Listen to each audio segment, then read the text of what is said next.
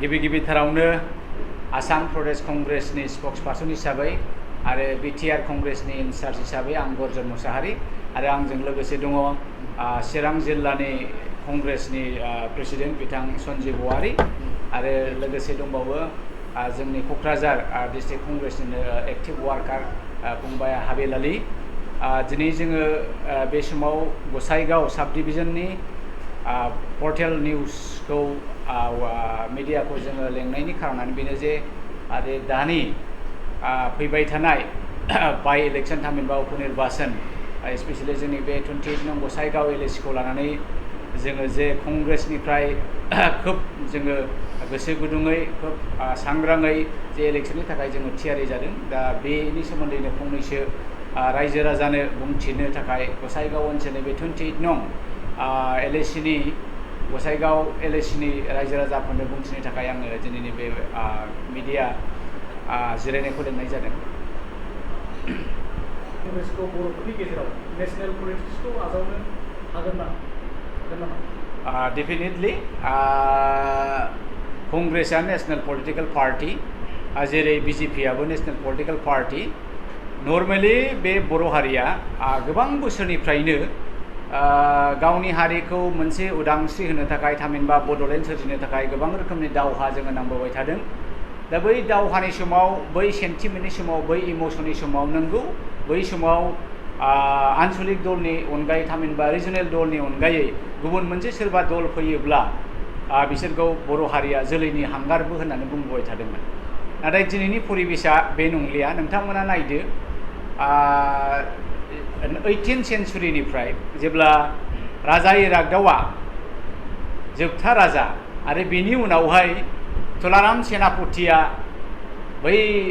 बर' रायजोखौ गाबथानानै दोनदोंमोन। खोनानाय बायदिबा ब्रिटिश आमोलाव बिथाङा 50 रां दान बान्था मोनोमोन मासावहाय 50 रुपिससिम। बै अबस्थानिफ्रायनो सोमदोननि समनिफ्रायनो बे बर' हारिया गावनि आथिङाव गसंनो फेरलेबसे हा सोरजिनो होननानै जोङो नांबोबाय थादों। दा बेबायदिनो फैयै फैयै जोङो ओरैहाय उदियाचल डिमान्डखौबो नुबाय, चरण चन्द्र ब्रह्ममोननि पिटिसिनि सोमावसारनाय, रमान स्क्रिप्टनि सोमावसारनाय, बिनि उनावहाय जोङो नै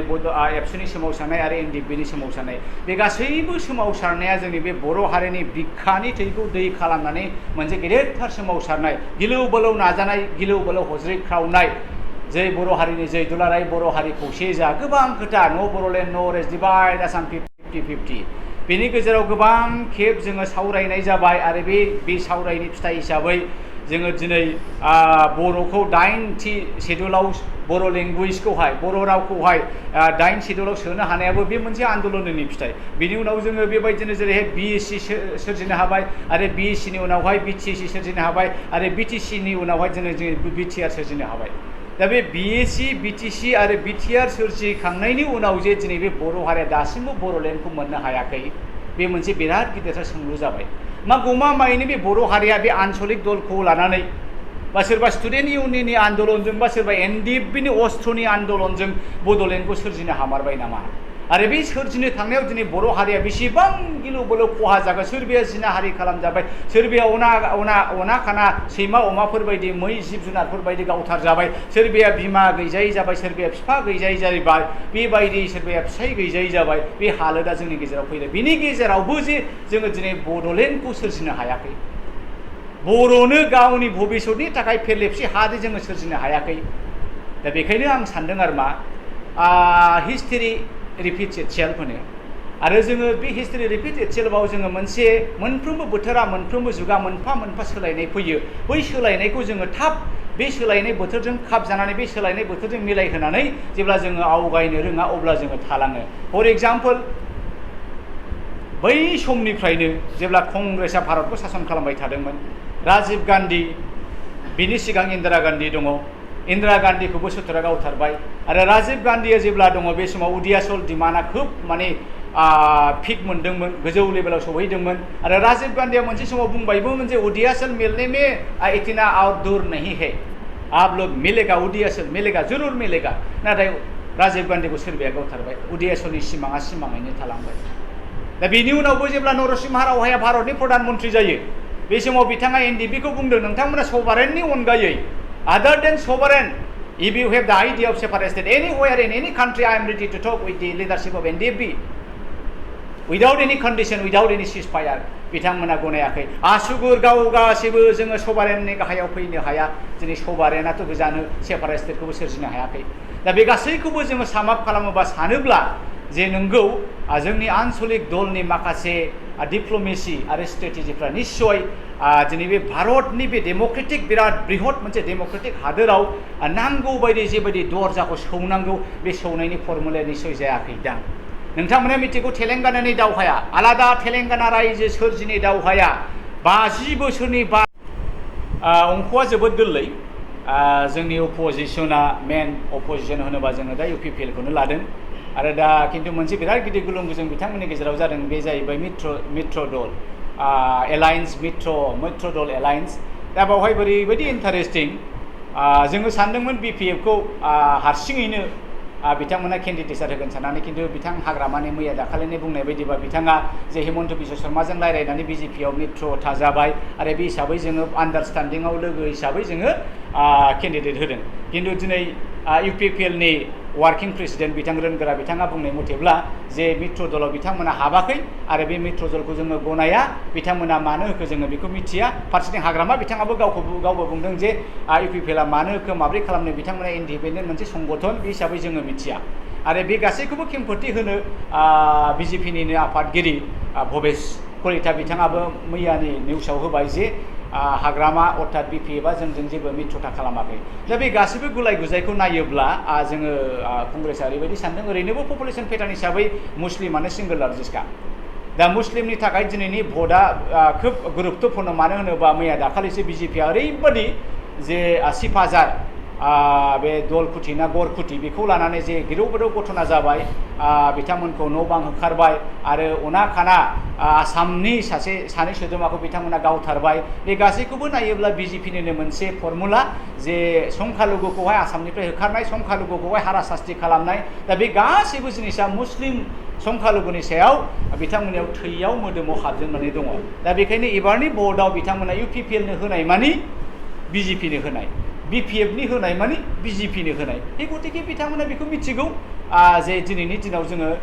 माबा मोनसे बिकल्प दङ होनोब्ला कंग्रेसआनो बिकल्प फारसेथिं जोङो आदिबासिखौ लादो आदिबासि बिथांमोना मोनसे समाव मिथियास थुदु बिथांनि आमोलाव बिराद मोजां मोनसे बे गसाइगावखौ अकुपाइ खालामनो लादोंमोन आदिबासिनि मोनसे राजत्व आदिबासिनि गांनाय उखैनाय गासैबो सानसेखौ बिथांमोना आसाम बिधान सभायाव रिप्रेजेन्ट खालामबोबाय थादोंमोन नाथाय बेखौ बिथांमोनहा जेब्लानाखि BPFआ फैयो BPFआ सेनानै गोबां बोसोर जे बर'नि सासनाव दोनबाय थादों दा बिथांमोना कंग्रेसनिफ्राय केन्डिडेट मोननाय मानि बै समखौ बिथांमोना लाबोफिननो मोनसे सिमां नुदों दा बेखायनो आं सानो UPPLआनो जाथों बिथांमोना BPFआनो जाथों आदिबासिनिफ्राय बिथांमोना एबाराव हले खौसे जानानै जेरैखि जाया गावसिनि आदिबासि केन्डिडेटखौ देरहाहोनांगौनि सार्थआव खौसे जागोन दा बेखायनो जों फानो 100आव 80% आदिबासिनि भटआ कंग्रेसआवनो गोलैगोन फारसेथिं बर' भट 45,000 सामवेयार दा बे ओरैबायदि जाबाय इन्टारेस्टिंलि जे UPPLनि गेजेरावनो माखासे ग्राउन्ड लेभेला प्राइमारि लेभेलाव ओरैबायदि गाज्रि मोनलायनानै दङ जे इलेक्सननि समनिफ्रायनो थाखा फैसा दाहार दङ बे दाहारफोरखौनो क्लियार खालामाखै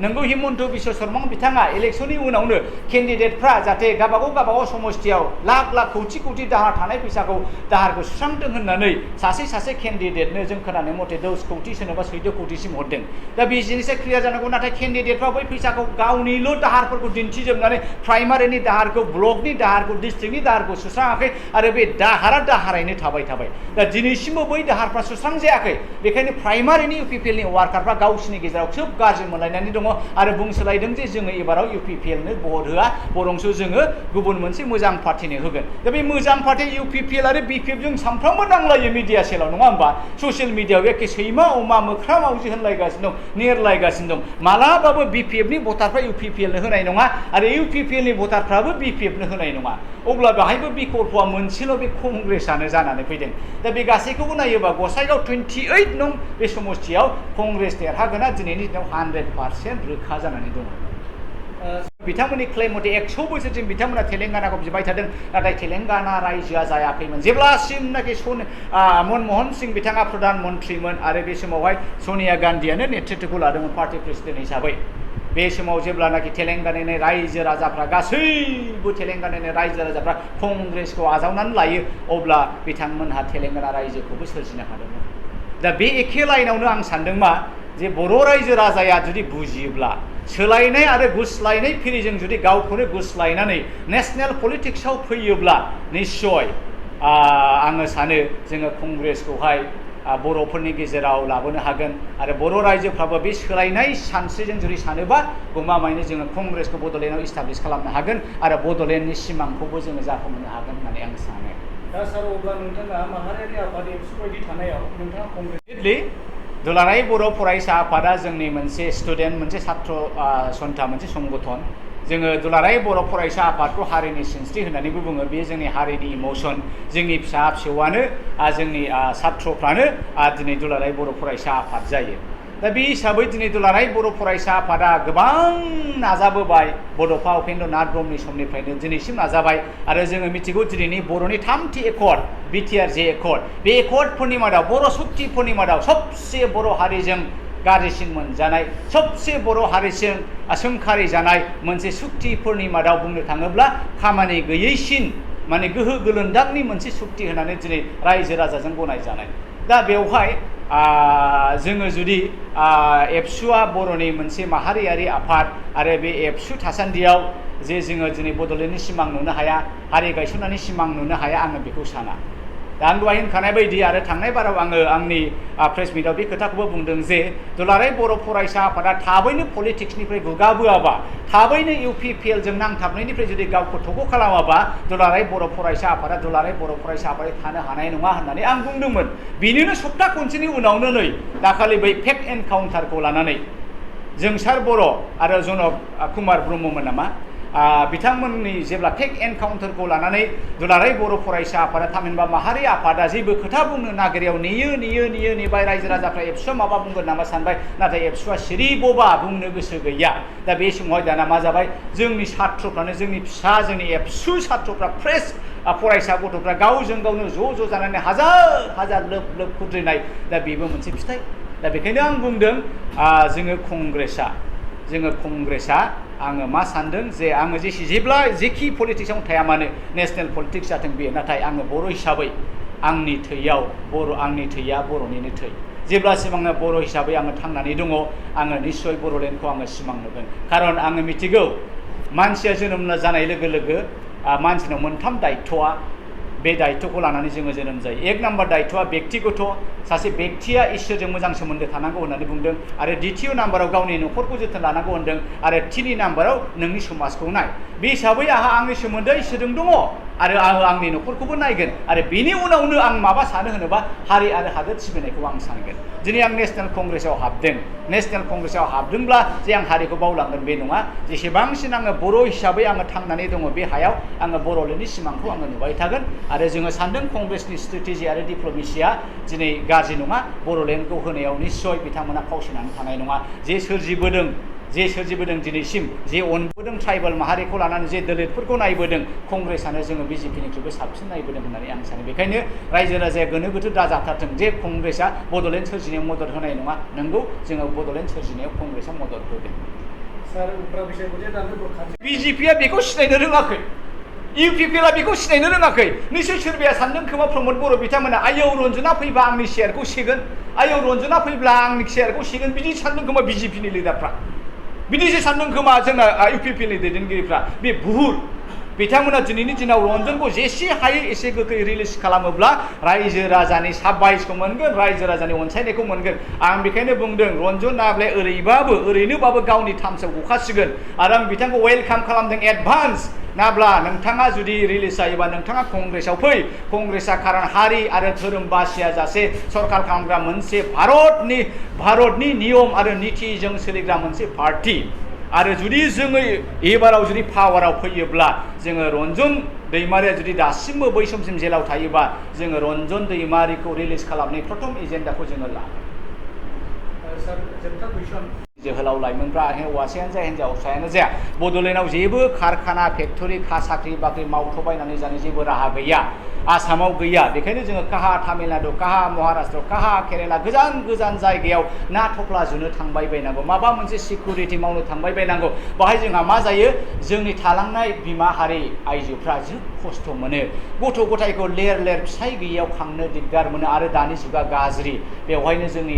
आइजोफ्रा सोरबा हौवाफोरजों खारफालांदों बेफोरबायदि घटनायाबो जाबाय थादों दा बेफोरखौ गैया खालामनोबा जोङो बड'लेण्डआव गोबां रोखोमनि फेक्टरि कारखाना बा इन्डास्ट्रिफोरखौ जोङो फसंनांगोन आसामाव जोङो फसंनांगोन दा बेखायनो आंनि मोनसे गेदेरसिन चेलेन्जआ बेनो जागोन जुदि कंग्रेसआ एबार आसामाव सरकार दायोब्ला कंग्रेसआ जुदि बिटिआरआव जुदि सरकार दायोबा जोंनि फार्स्ट एजेन्डाया जोंनि लाइमोनफोरनो जोङो माबोरै साख्रि बाख्रि मावनो थाखाय राहा होनो हागोन जोङो बेखौ लागोन आरो 2 नाम्बारा जाहैबाय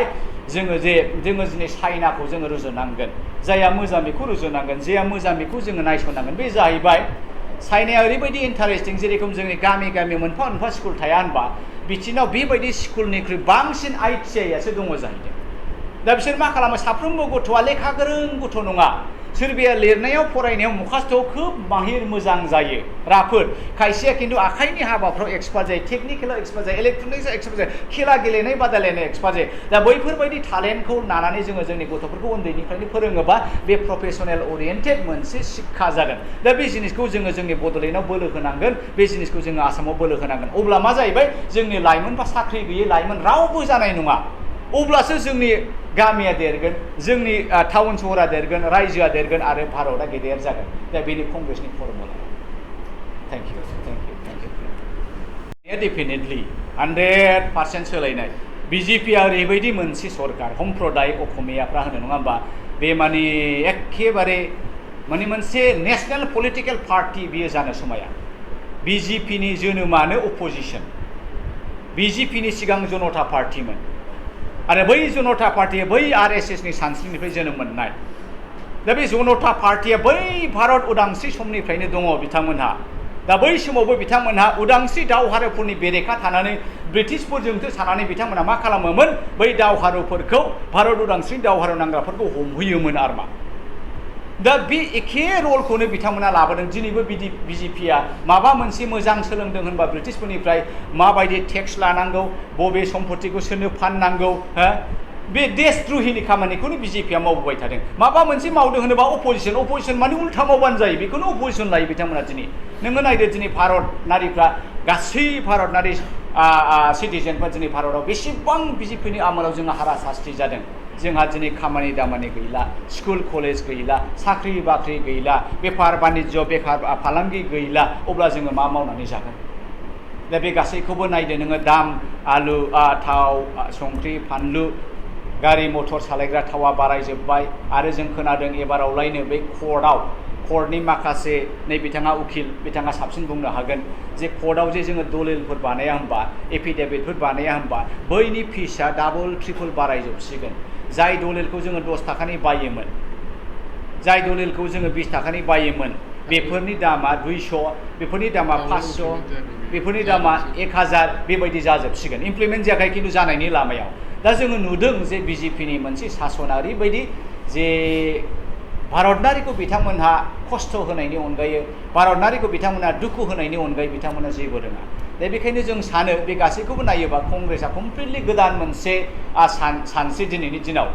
कंग्रेसआ मोनसे गोदान मोनसे सानस्रि राहुल गान्धी बिथांनि सानस्रिया प्रियंका गान्धी बिथांनि सानस्रिया दिनै नोंथांमोना नुबाय कान्हाया कुमाराबो कंग्रेसआव फैबाय नोंथांमोना नुबाय दिनै प्रशान्त किशोराबो कंग्रेसआव हाबबाय बेबायदि एफा मोजां सानग्रा बिथांमोना जुदि माबा मोनसे मोजां नुनानै कंग्रेसआव हाबदोंबा निस्सय माबा मोनसे मावनो आंग्रिखांनानै फैदों दा बेखायनो आङो बर' रायजो राजा नोंथांमोननो मोनसे साहस मोनसे फोथायनायखौ होनो नागिरदों कंग्रेसआ एबाराव गोदान सानस्रि गोदान गोहो गोदान बोलो गोदान मिजिं लानानै फैदों जोङो माबा मोनसे मावोब्ला हारि आरो हादोर जौगानायनि खामानिखौ मावगोन जोंनि लाइमोन गथ'फ्रा बयबो मोजां फरायनायखौ मोनगोन जोंनि लाइमोन गथ'फ्रा बयबो साख्रिखौ मोनगोन जोंनि लाइमोन गथ'फ्रा बेफार बानिज्य मावनो मोनगोन आरो आं स्पेसियेलि कंग्रेसआव थानायाव आं बेखौ बुंनो नागिरदों जे जोंनि